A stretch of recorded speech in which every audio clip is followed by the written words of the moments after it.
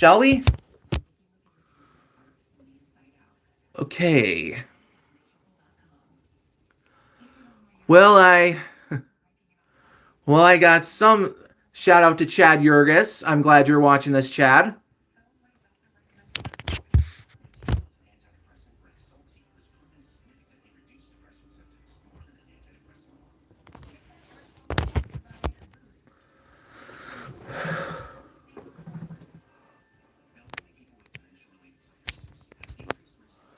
So as you can see, the TV is on right now, and it should be starting any minute.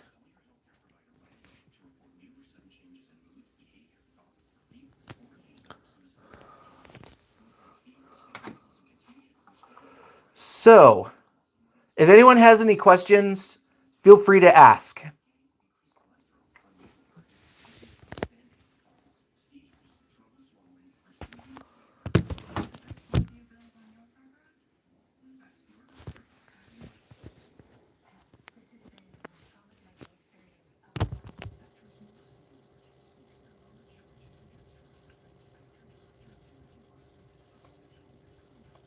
To anyone watching on either YouTube or Facebook, feel free to type in a question. I'm willing to answer it.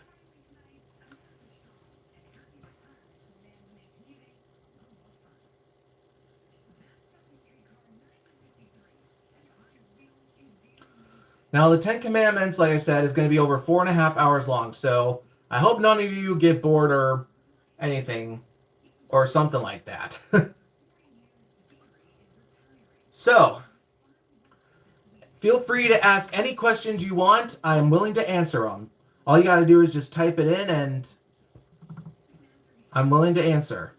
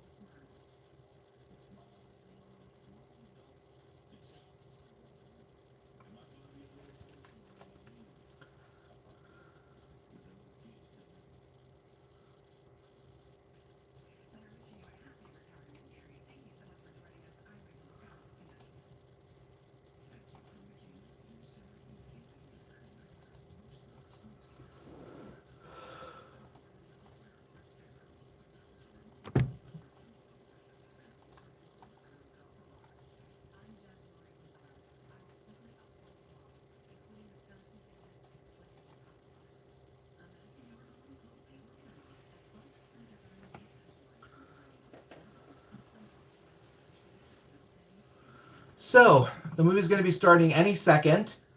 So, just sit back, relax, and I'll tell you all I know.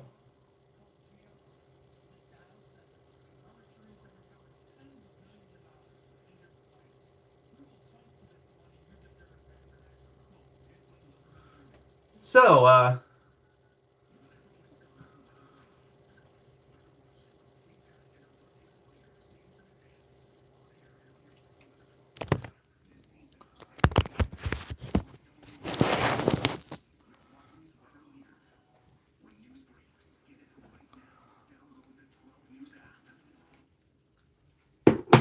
here we go. The movie's starting.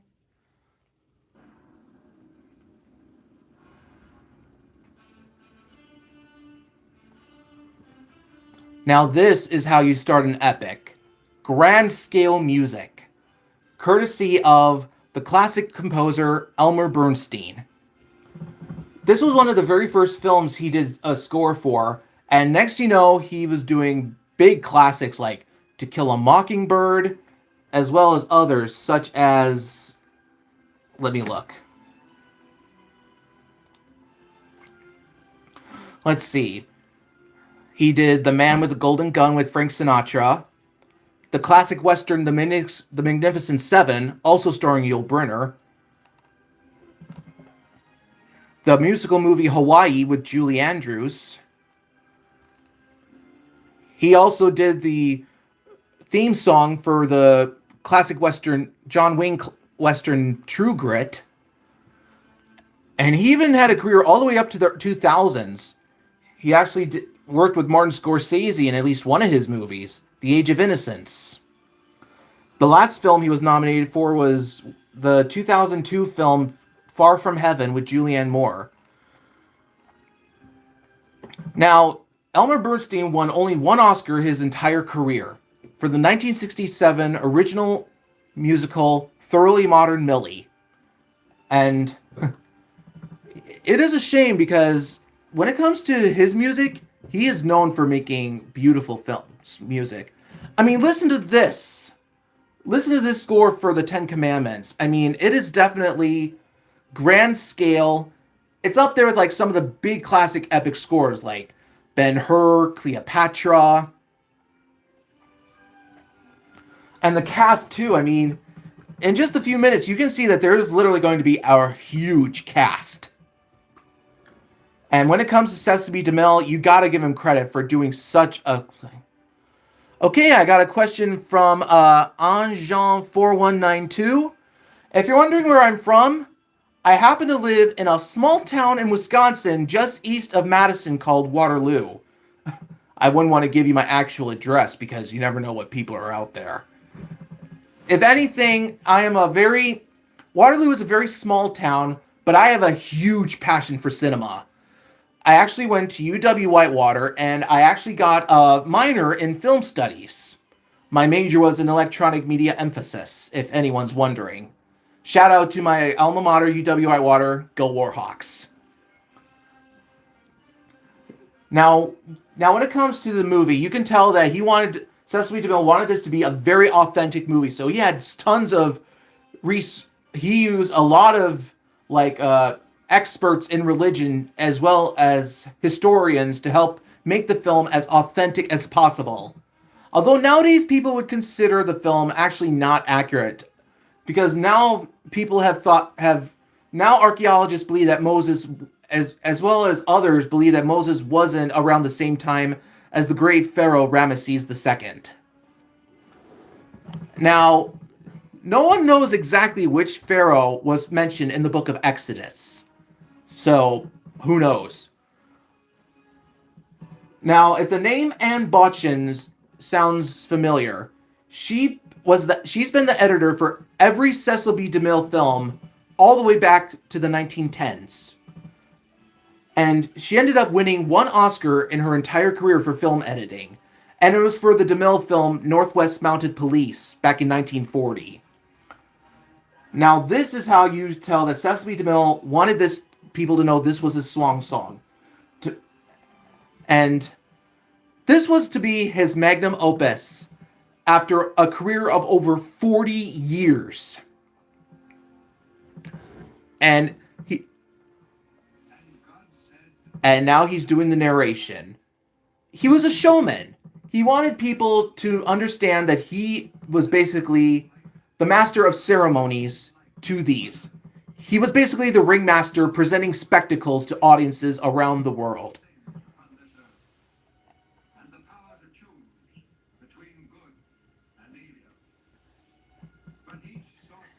Cecil B. DeMille, he is without a doubt one of the most incredible directors ever. I mean, sure, there are incredible directors nowadays like Christopher Nolan, Steven Spielberg, Denis Villeneuve.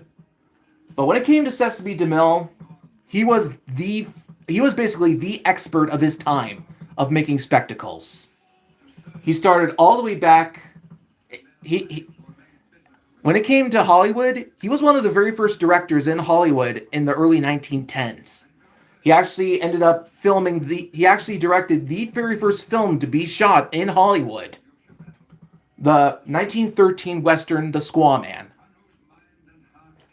Now the woman who plays Moses' mother is Martha Scott. She'd already received an Oscar nomination in the past for a 1940 adaptation of Thornton Wilder's Pulitzer Prize-winning play Our Town, which was also a Best Picture nominee of that year. And this would be the first time she would play the mother of Charlton Heston. 3 years later, she got to play the mother of Ben-Hur. And you gotta admit, this is pretty interesting. All I can say is that it is very interesting. Look at how authentic the costumes are. I mean, you can tell that they wanted this to be as historically accurate as possible. And the costumes are partially courtesy of the legendary costume designer Edith Head. She had a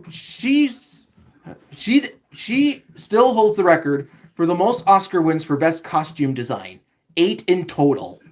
And she also did the costumes for DeMille's Samson and Delilah, and would work on many Hitchcock films, including Rear Window with Grace Kelly wearing her dresses, and Vertigo with Kim Novak wearing her designer clothes. So if anything, Edith Head was also a queen of modern haute couture in the 1950s.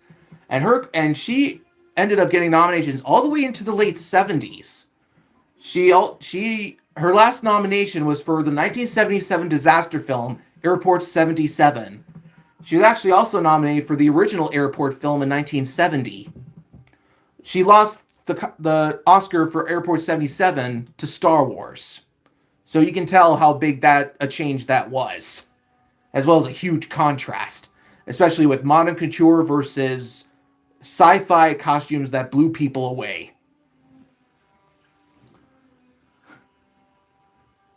Now, fun fact, the baby Moses is actually played by Charlton Heston's son, Fraser. And he was only by now he's probably in his maybe around 70 or in his early 70s. So if you're watching this, Fraser Heston, you have no idea how much I enjoy your father's legacy. I mean, think about how long Charlton Heston's career was. He was doing movies all the way up to 2001 when he got to be in the Tim Burton remake of Planet of the Apes. And I mean, he was the star of the original Planet of the Apes. He won an Oscar for Ben-Hur. He was also in other big movies like Soylent Green, the classic sci-fi thriller. And he also got to be in Kenneth Branagh's version of Hamlet in 1996. So it's interesting how vivacious his career, how versatile his career was. And now we have Moses' adopted mother, the Princess Bithia, played by Nina Falk. Nina Falk was actually an Oscar nominee before this movie. She had received a nomination for a movie a couple of years earlier. And now I'm pretty sure Edith Head was responsible for those costumes because she was known for making women's fashion. Now, the woman playing Memnet is Judith Anderson. And if the name sounds familiar, she was perhaps her most iconic role is the manipulative and psychologically torturous Mrs. Danvers in Alfred Hitchcock's Rebecca. The movie earned her an Oscar nomination, and she is still considered, in her performance as Mrs. Danvers, and still considered one of the greatest movie villains ever. And even now, you can tell she has a very antagonistic part of this movie.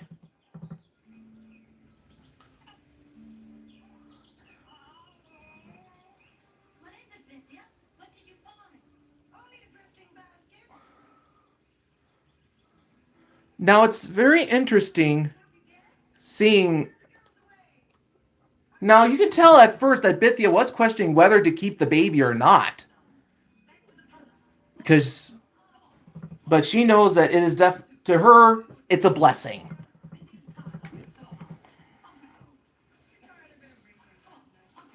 Now look at this. Now look at the set. You can really tell that this was made on a sound stage. But that doesn't mean it's bad. I mean, look at how authentic the columns are. It definitely gives you that pure sense of ancient Egypt. And this was around the time of the New Kingdom. Around the time when the Egyptian Empire was starting to spread all the way down, was basically reigning supreme over the Nile Valley. If anything, this was...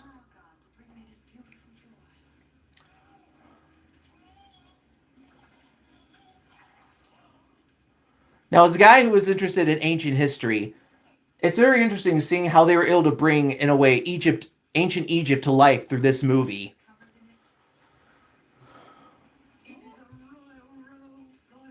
Especially with the amount of details. I mean... Now, when it comes to the cloth, it's a Levite. It's designed by the Levites, which is named after one of the brothers of Joseph, Levi, if you recall the book of the book of Genesis. If you remember, Joseph was the governor of Egypt, and he invited all of his family to join with him in Egypt. And next you know, a couple of centuries later, they're all slaves. You can just tell how conflicted Judith Anderson's character is. She wants to remain loyal to the crown, but she has to be obedient to the princess.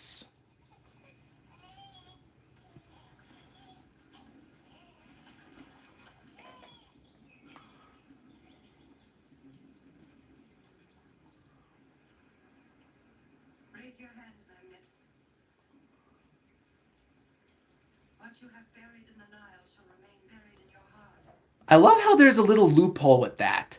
She buried, as well as a flaw in that. She sank the basket, but she kept the cloth. So in a way, that was... So she didn't bury that. Now you can just tell how much Bithia is loving Moses at first glance. That's the one thing what I love about her character. Even though she is not Moses' biological mother, you can tell how much she still loves him as her own son. And there's Charlton Heston himself. And his co-star, Yul Brynner. Yul Brynner was born in Russia, and 1956 was a huge year for him. Not only the Ten Commandments, but he also was in two other films that released that same year. A historical drama called Anastasia with Ingrid Bergman, and perhaps his most iconic role next to this, his performance of the King of Siam in Rodgers and Hammerstein's The King and I, alongside Deborah Kerr. It would be that film that would earn him that year's Oscar for Best Actor, beating other actors such as James Dean and Rock Hudson, Laurence Olivier, and Kirk Douglas. Now, and when it comes to Yul Brynner, you can tell that he has that very stern... He has that very stern look when it comes to his performance. And he is very... And it's interesting because in The King and I, when it comes to The King and I, he originated the role on Broadway, and according to Wikipedia, he played basically the King of Siam up until the year he died. He got to perform in the musical over 4,600 times. Imagine, so if that was in days, that would be over 12 and a half years. Because he was a smoker, he ended up dying of lung cancer in the mid-80s. But still, his legacy lives on to this day. And now we have Anne Baxter. She was already an Oscar winner before she did this movie. In 1946, she won Best Supporting Actress for a Best Picture nominee called The Razor's Edge, and a few years later she was nominated for Best Actress alongside Bette Davis in the 1950 Best Picture winner All About Eve.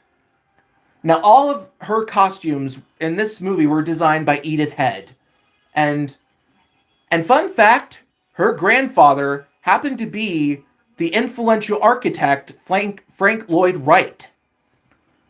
That's the same guy responsible for some of the most iconic buildings in America, including the Guggenheim Museum in New York, the Rodeo House in Chicago, as well as some right here in Wisconsin. And even now, and as of now, she's buried right alongside Frank Lloyd Wright in Spring Green, Wisconsin, where his house Tellison is. So Charlton Heston had previously worked with Cecil B. DeMille before in his film The Greatest Show on Earth. And of course, a few years later, he would win an Oscar for Ben-Hur.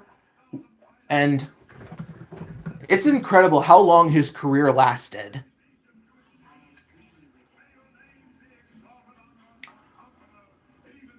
You can tell when it comes to his version of Moses, he definitely has that sense of bravery and determination.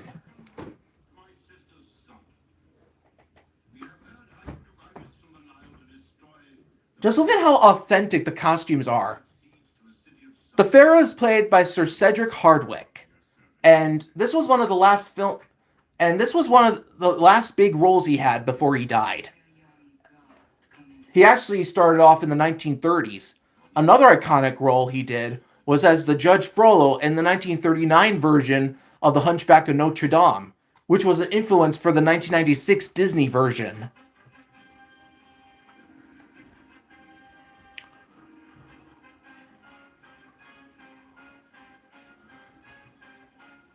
Just look at how they built that hall. Can you imagine what it must have been like to have been on that set? I'm sure it would have blown people. I'm sure it blew away people seeing how huge the sets were for this film. And surprisingly, this movie didn't even win the Oscar for art direction or for costume design. It ended up losing both to The King and I.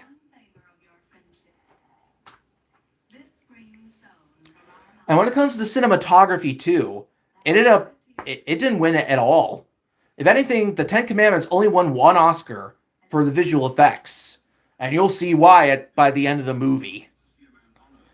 It was a Best Picture nominee, and personally, I think it deserved it big time, especially since the winner of that year was a film adaptation of Jules Verne's Around the World in 80 Days. And 1956 was a big year for big movies. Another big film that year was the James Dean epic western Giant. And it was the last film that he did before he died.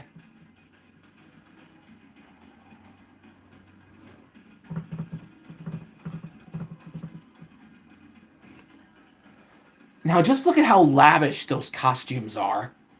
You gotta wonder how much effort it took to do every minute detail in those costumes. And not just that, but also with like all of the props and that. They had to make sure they had to make everything as authentic as possible to really give you that feel of ancient Egypt.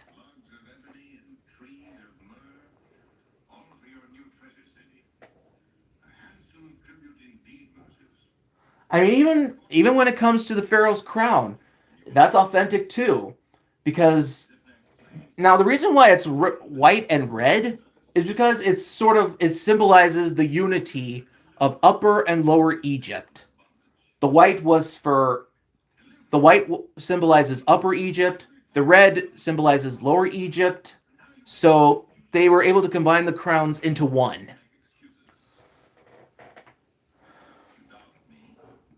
And Egypt would last for well over 1,000 years, up until Cleopatra. After she died, the Romans conquered Egypt and made it a province of the empire. But for the time of this setting around like 400 BC, Egypt was one of the biggest empires of that time. Another big one of that time, if anything, the other one of that time would be the city-states of Mesopotamia, like Babylon and Sumer.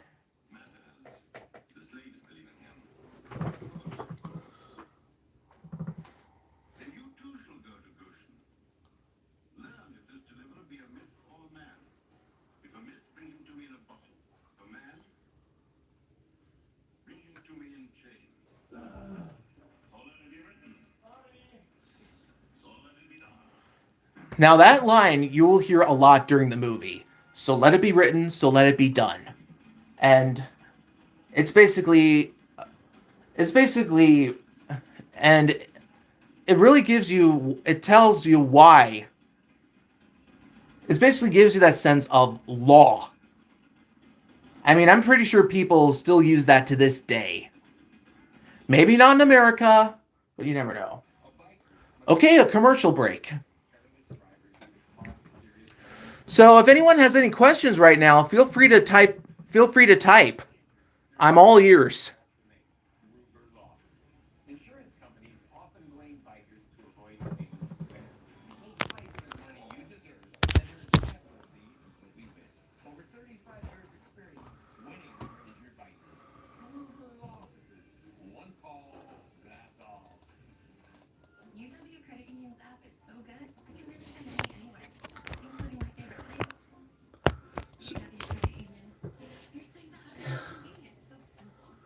So as you can tell, Cecil B. DeMille wanted this to be his. Even within the first few minutes, you can tell that he wanted this to be the biggest film of his career. And this wasn't the first epic he had done. He did epics all the way back into the 20s. In fact, when it comes to this movie, it's actually a remake of a film he did, of a version of the Ten Commandments he did in 1923, which was also a huge box office hit. And that version was actually split into two parts. The first part was the story of Exodus, and the second part was a modern story. And the whole theme of the movie was actually inspired by a contest that he did. He asked people to share their ideas of what his next film should be, and one of them really stuck to him. If you break the Ten Commandments, they'll break you. Personally, I think that should be very relevant even to this day. Now, when it comes to this film, it is definitely interesting seeing how far he went when it came to wanting to expand the story of Exodus. I mean, he even includes the time of Moses when he was a prince of Egypt, as well as other people too, like the future prophet Joshua, who would take Moses' place as the leader of the Israelites.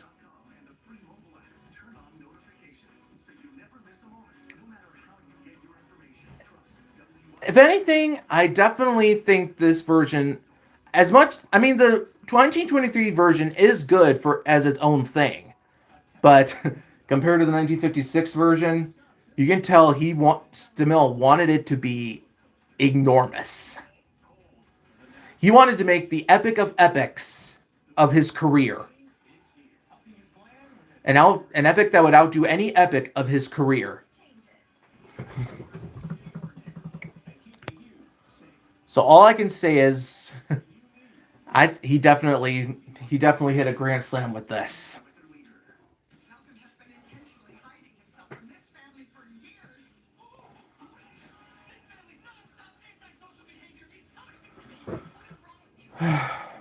The 1950s were a huge year for epics. Not just for Ten Commandments and Ben-Hur, but there are others as well, such as Quo Vadis from 1951, The Robe, which was released 2 years later.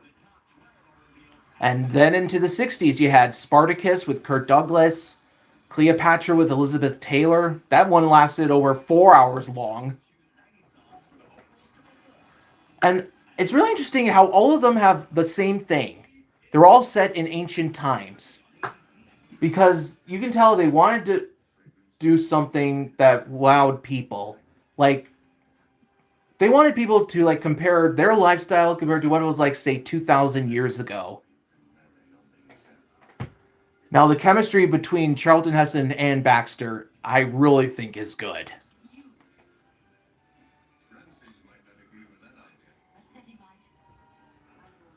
And there's Nina Falk again.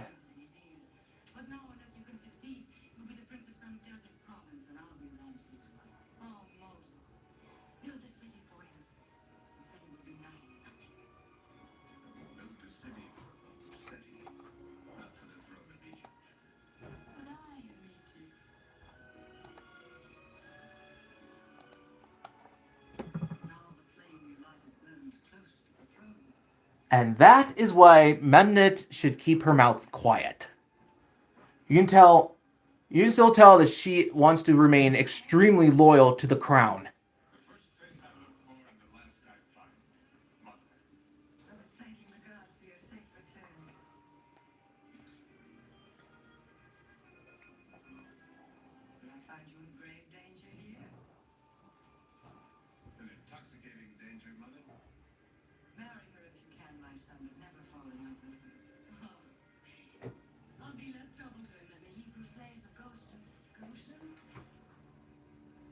Now, this is a shot that really tells you how epic this movie is. You see right in that one shot a literal cast of thousands. And everything below that temple is real. If anything, that thing with the... Now, you tell some of these scenes were shot on sound stages. But that doesn't mean... That's not a bad thing. If anything, you will tell when they have done live shot locations, on-site location shots of Egypt, the Arabian Peninsula.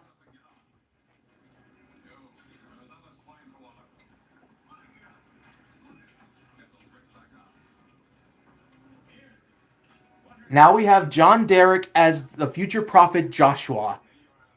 He was the guy responsible for bringing down the city of Jericho, if any of you recall.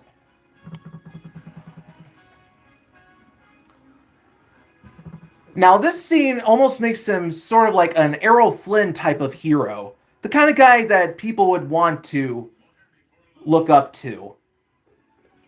Almost a sort of swashbuckler feel to it. That's Deborah Paget as Lilia. And this wasn't the first time she had to do a film like this. And if I recall, she is now one of the last surviving cast members of this movie. Let me see if I'm right. Thank you, Wikipedia.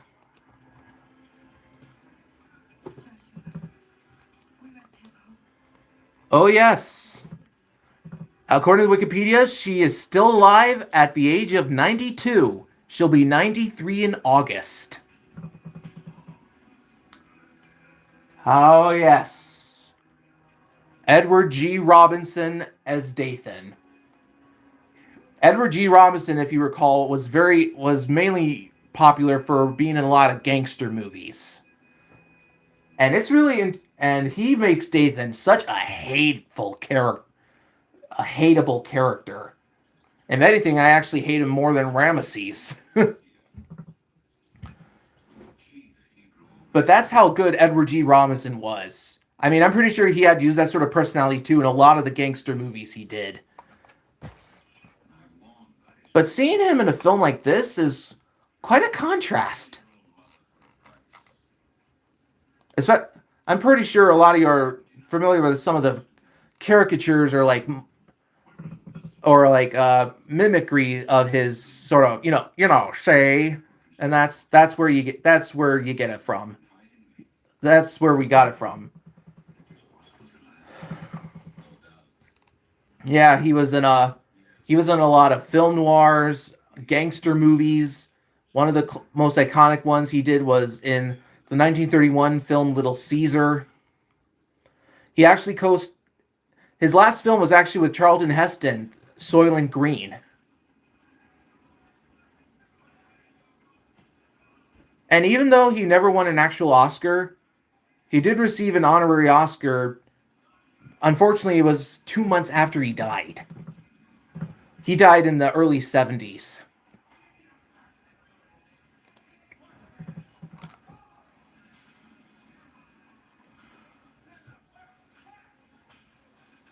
I can't help but wonder how hot it must have been on those sound stages, especially with all those people. I mean, you can definitely see the sweat on their bodies.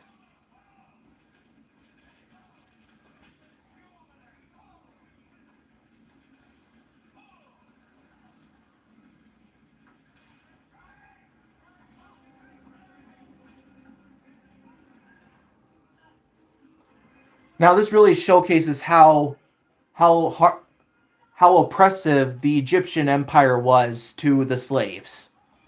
They basically showed no mercy and basically saw them as expendable. I'm sure that's been a way for many empires since, including the Romans, as well as others in the future. I'm very sure even to this day.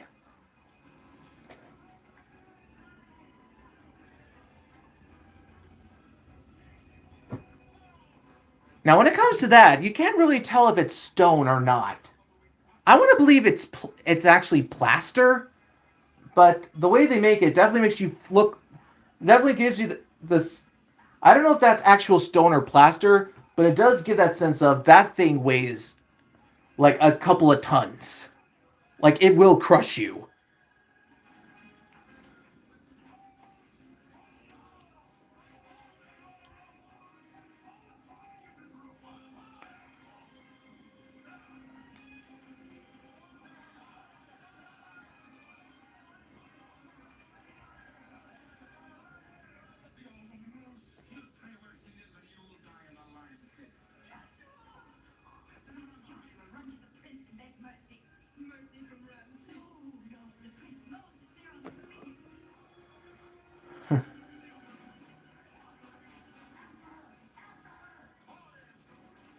Now that shot right here is another way to tell you it's an epic film. I mean, look at how huge that cast is. There must have been like say 500 to 1,000 people in that shot alone.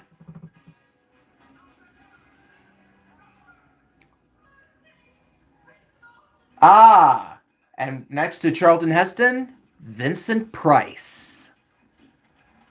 It's interesting seeing Vincent Price in a film such as this, especially since a lot of you know him for some of his more popular, especially since he's more popular in the horror genre.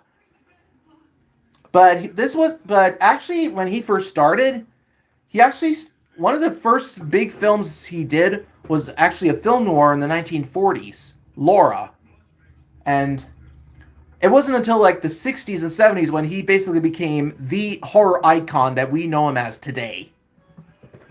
And next you know he's in films such as he's in those horror films like The Abominable Dr. Phoebes or The Mask of the Red Death.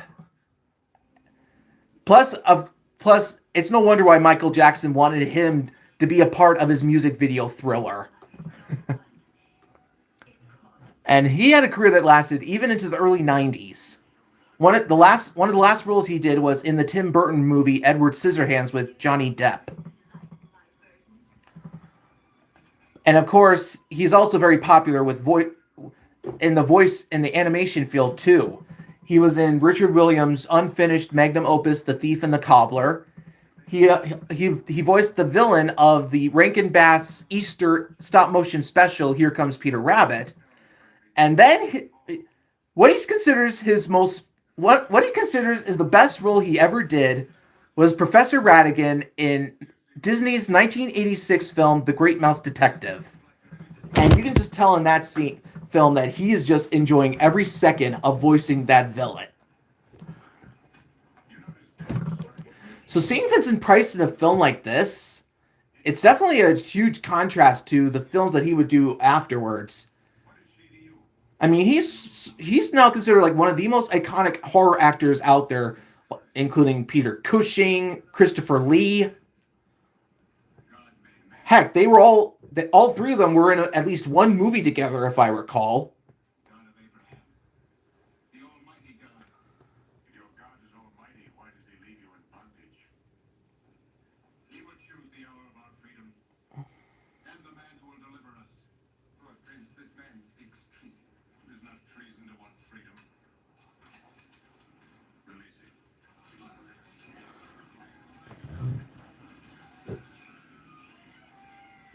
You gotta wonder how they were able to handle like the animals in this movie, especially when it comes to the horses. I mean, look at how detailed those chariots are. They wanted to be as historically accurate as possible when it came to the chariots of that time. I'm pretty sure back then. The question is, did the Humane Society exist back then? I wouldn't know. But if anything, at least it's not like what happened. If anything, at least they tried to be as humane as possible with the horses and Ben-Hur. Especially when it came to that iconic chariot race scene. And no matter what, and all those stories about horses getting hurt or killed is just an urban legend.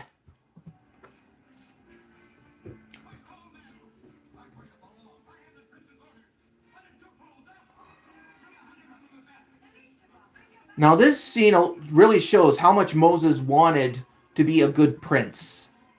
And he thought to make, if he could make the slaves happy, then they could continue working.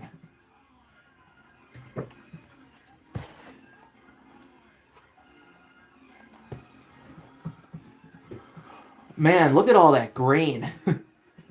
You could do a whole bakery with that amount. You could make your own bakery with that amount of grain. Think of all the bread that you could make.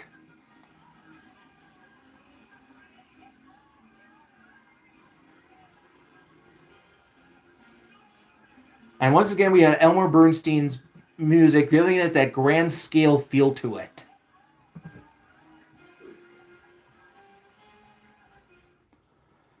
And now we have another commercial break. So, if anyone has any questions, feel free to type.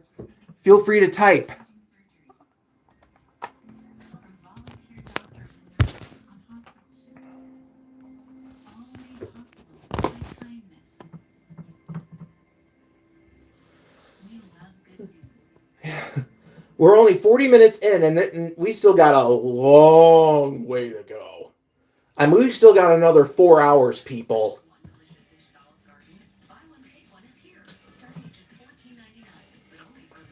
Now, like most epic films back then, the film was split into 2 parts. In the middle was an intermission. Now, intermissions normally lasted like, say, 10 to 15 minutes. It's kind of like what happens at a drive-in movie in between films. You get a 10-minute break to refresh yourself, get some new snacks, go to the bathroom, stretch a bit. When it came to the long movies like the Ten Commandments, they wanted to make sure that people felt refreshed when they after the in between the 2 parts. And it's a shame that you don't see a lot of intermissions in movies nowadays. The most current movie to actually do an intermission was the 2024 film The Brutalist with Adrian Brody. Not even Ridley Scott's Gladiator had an intermission.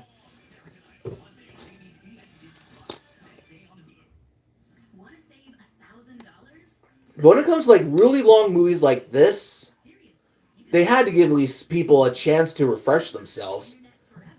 I mean, sure, with like Titanic, I mean, when it came to the original video release, I mean, it was actually split into 2 videos. All you had to do was just take out tape 1, catch your breath a little, get some refreshments and all that stuff, and then just put in part 2. But now with like DVDs and Blu-rays, they have to actually put in the intermissions to give people that chance to, just stretch themselves and all that stuff. Just pause the movie and just do whatever you have to get yourself refreshed for part 2. I personally think it's interesting how they're able to do that find like the perfect spot for an intermission. It's just like any theater production that's either you see on stage or on Broadway. They have to have an intermission to get like people to get not only the audience refreshed but the actors as well. I mean, you can't expect them to do just the whole play in just one go. Plus, there has to be like If there has to be like set changes or costume changes, that gives them time to prep.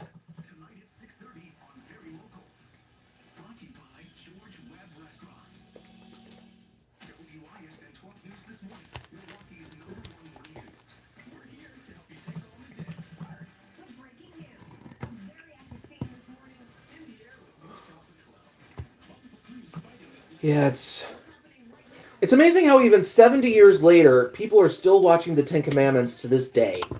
And not just that, but other epics film as well. I mean, I'm pretty sure on Easter, people will be watching, like, say, Ben-Hur on TCM.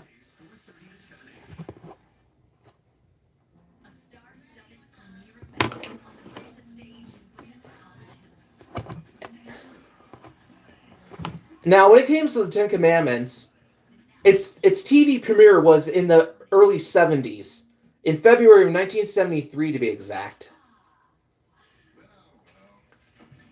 And now it's become a staple of almost every weekend before Easter. Now, the game that these two are playing was a real ancient Egyptian board game called Hounds and Jackals. Nowadays, it could be compared to, like, say, Parcheesi or backgammon. Basically, you have a certain amount of one team has a pack of dogs, another pack of jackals. The first one to get them all to the finish line wins. So it's very similar. So in some ways, it is similar to Parcheesi or backgammon. If anything, you don't. I mean, it's amazing how board games, even back then, they had board games in ancient Egypt. And some of them are still known even to this day. In fact, you can even play some of them on the internet if you want.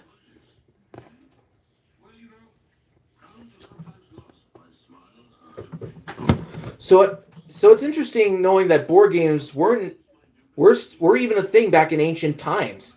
One of the very first board games was actually made in the city-state of Sumer, the royal game of Ur. And just like Hounds and Jackals, it was getting all your pieces around the board, and the first one to get them all through wins. I played an online version on the internet, and it's very interesting, considering the game is like about 4,000 years old.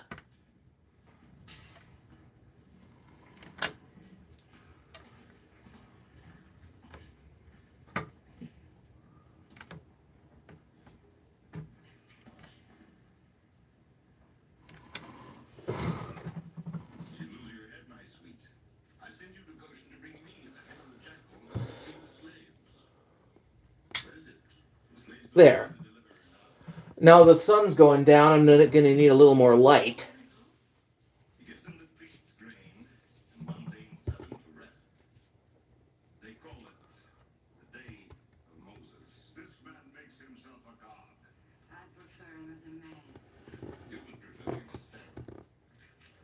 Now you can just tell that Ramesses is very jealous of Moses.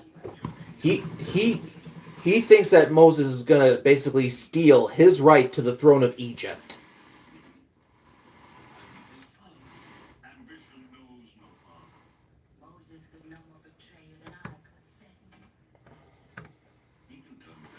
It's just interesting seeing Yul Brynner's version of Ramesses compared to, say, the version in The Prince of Egypt, which was a more tragic version of the Pharaoh. I mean, in that version, he loved Moses as his brother. But in this version, you can tell that Ramesses just can't, is basically trying to one-up him every step, every time, every chance he gets.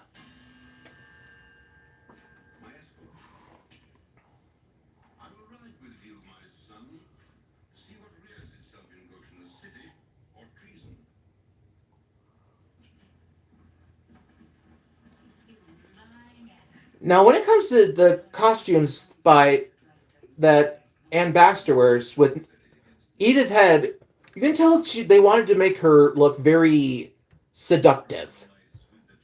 Basically, the same way as, like, and when it comes to, I mean, you can definitely tell with, like, the blue, the thin blue. I mean, and I think you can almost see part of her skin through that dress.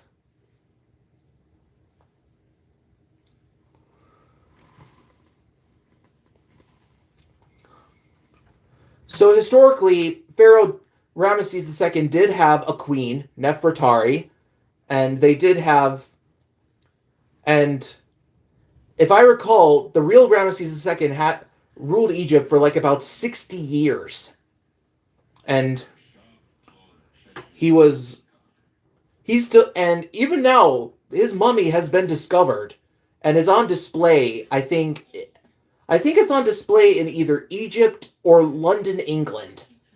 So it's interesting seeing the actual. It would be interesting seeing the actual mummy of the pharaoh that's depicted in this movie.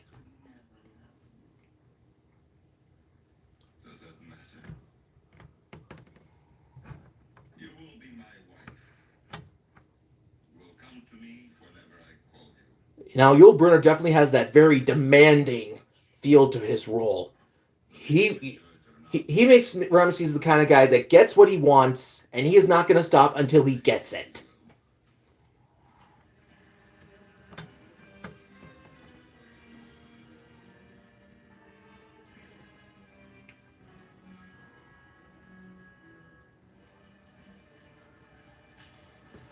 Now, this shot is actually a composite shot.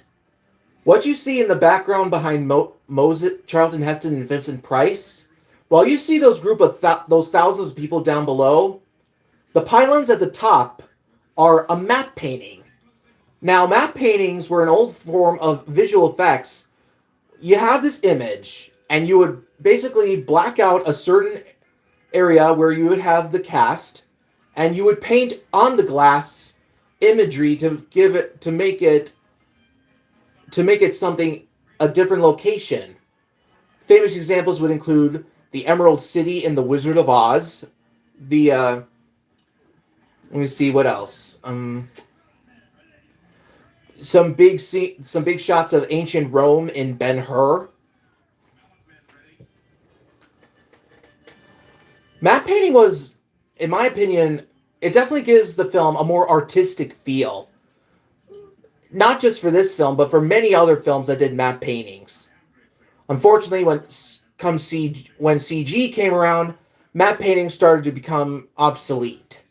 So, if anything, it sort of loses that artistic quality too. CG sort of makes the film lose its artistic quality, in my opinion.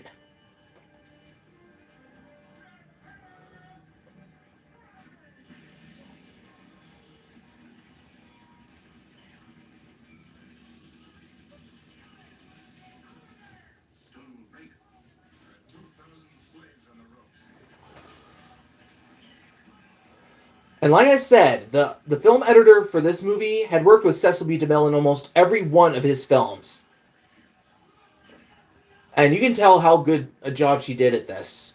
She was nominated for the Ten Commandments, but lost to Around the World in 80 Days. Now that scene really gives that sense of epic scale.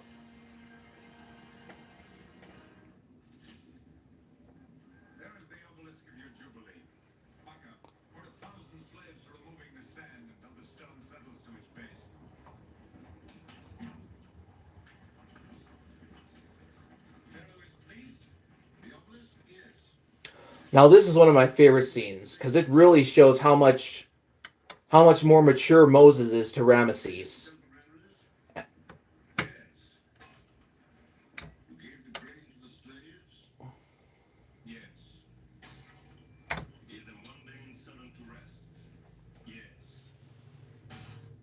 The symbolism of the scale is so good. At first, you think it's in Ramesses' favor, but all it takes is that one brick, as well as the one truth, to make it Moses's.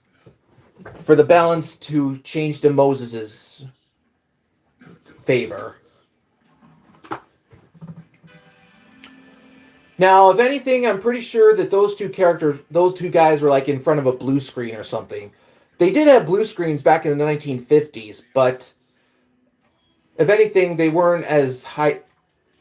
If anything, chroma key was a thing back then, but if anything, it wasn't as like realistic as like green screen would be nowadays.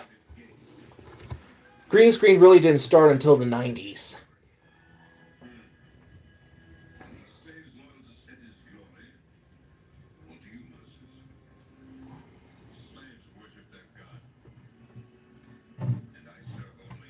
I mean, if you look closely at the image, you can definitely see like the lines where the chroma key is trying to edit out.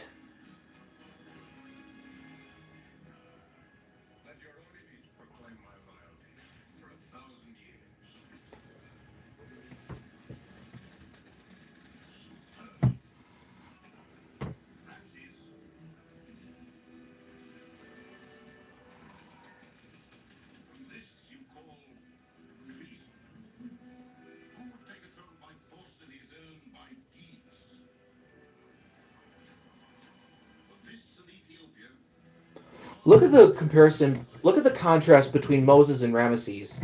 Moses is more relaxed, while Ramesses is more stiff. He's basically a stone that doesn't want to be moved.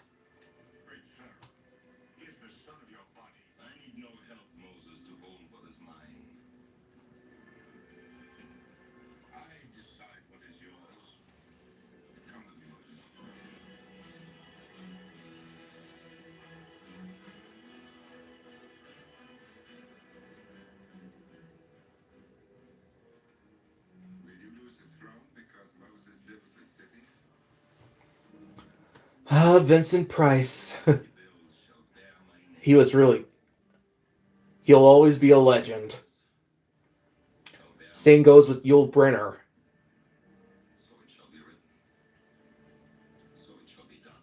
And there is that phrase again. Like I said, you're going to hear it a lot during this movie. And now another commercial break.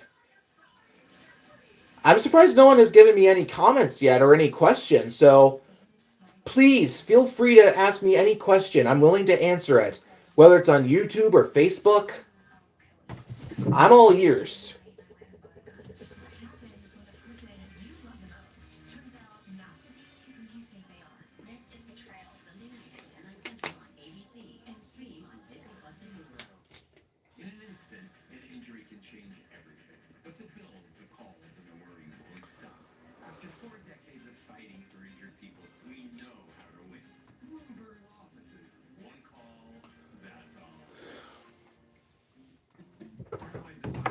So aside from the Ten Commandments, Cecil B. DeMille did many other religious epics as well. One of his biggest films from the 1920s was his version of Jesus Christ, the King of Kings. It was released in 1927, and it was one of the last silent films to be made before studios transitioned to sound.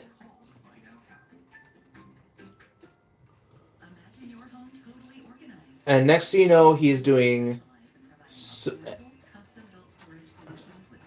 Now, when it comes to like his sound films, they're only a fraction of all of the silent films he did during the 1910s and 20s. Throughout his 40-year career, DeMille made 70 movies, but only a few of them were actually from the sound era. His first sound film was in 1929, a crime drama called Dynamite. And next you know, and then in the 1930s, he started to make more grand scale movies, such as the film The Sign of the Cross, which takes place during ancient Rome during the reign of Nero. His version of Cleopatra with Claudette Colbert in 1934. And he did other films as well, including a Western called Union Pacific, which was a huge hit. Adventure movies such as Reap the Wild Wind and Unconquered. And then in 1949, he went back to his religious epic idea with Samson and Delilah, based on the Book of Judges. And that was a huge hit for critics and audiences. It ended up winning Oscars for art direction and costume design. Edith Head would actually share the Oscar for costume design for that movie.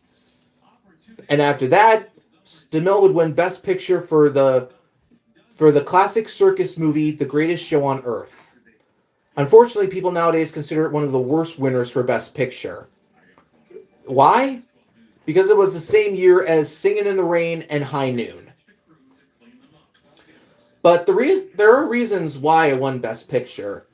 First thing, it was during the time of the Red Scare in America. Wisconsin Senator George McCarthy was accusing many people, many people in the left parties as communists, and people in Hollywood were getting blacklisted. And now DeMille was a Republican, and he was a very conservative Republican who, and when it came to and John Wayne even accused the film High Noon of sharing communist ideals, even though now it is considered one of the greatest Western movies ever. Along with that, giving DeMille the Oscar for Best Picture for The Greatest Show on Earth was in some ways also like a Lifetime Achievement Award, because he had a career of over 40 years, and they thought that this was like the last chance to give him that Oscar before he died. The next thing you know, the Ten Commandments would get nominated for Best Picture, and if anything, he should have won it for this instead of The Greatest Show on Earth. And he was only nominated once for Best Director, and it was for The Greatest Show on Earth. Along with that, DeMille actually ended up winning the Golden Globe for Best Director for The Greatest Show on Earth. Now, this is the one film scene that turns the tide of the story. Memnant is willing to sacrifice her life for the loyalty of her throne. Ramses has the blood of many kings. And Moses, he is lower than the dust. Not one drop of royal blood flows through his veins. He is the son of Hebrew slaves. I'll have you torn into so many pieces, even the vultures won't find them. Who hatched this lie, Ramses? Ramses does not know. Yet. You will repeat this to Pythia. But Pythia drew a slave child from the Nile, called him son of the Prince of Egypt, blinding herself to the truth, the pain of an empty womb. You alone with Pythia.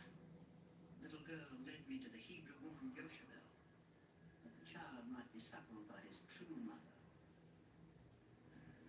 Take care, old frog. You croak too much against Moses. Would you mingle the blood of slaves with your own? He will be my husband. I shall have no other. Then use this to wrap your firstborn. Torn from Levi's robe. It was Moses' swaddling cloth. And your shroud.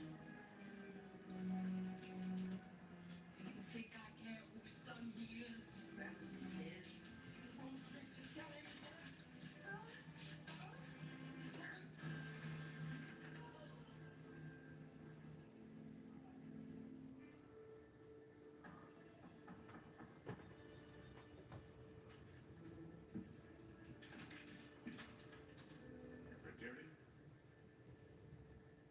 Secretary, if you closed your doors to make a beggar of a prince?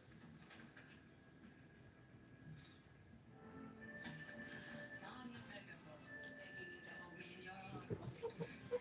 Kiss me too. Yeah. So I'm looking up all of DeMille's movies, and out of the 70 movies he did in his career, only 18 of them are sound films. From 1929 up till the Ten Commandments. And he did many films, and he had a huge amount of films between 1914 and 1928. All of them silent films. And if anything, most of them you don't know are on the... If anything, you can see most of them on the internet, but there are some that are still yet to be seen to the public eye to this day. Most of them are preserved in a place in... I will not hear unhappy things to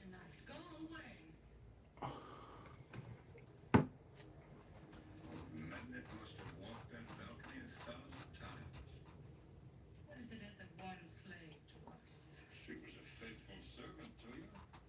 Can one so rich in love be so poor in pity? What kind of a woman holds me captive? One who loves you, who will not lose you. One who will be your wife. Nothing in the world can change that, nothing. Neither Ramsay's princely plots nor Magnet's evil lies. You've heard Memnon grumbling all your life. Why should it upset you now? She grumbled against you. Oh, let her threats be buried with her. Look, the night's a crown of stars, and the darkness a robe of forgetfulness. Come, love, let's share. We use the moon for a scepter. Oh, piece of Hebrew cloth. Memnon may have dropped it. Memnon was not a Hebrew. Why would she bring this here? I don't know. Yes, you do. Tell me. She was taking you to Ramsay's. To destroy you. Ramses destroyed her with a piece of cloth. Oh, Moses, Moses, why do you question me? Why do you care? Yes. I killed her. What does it matter? 100 slaves die every day. What's done is forgotten. It is not forgotten. What has this cloth to do with me? Tell me. It will make no difference between us.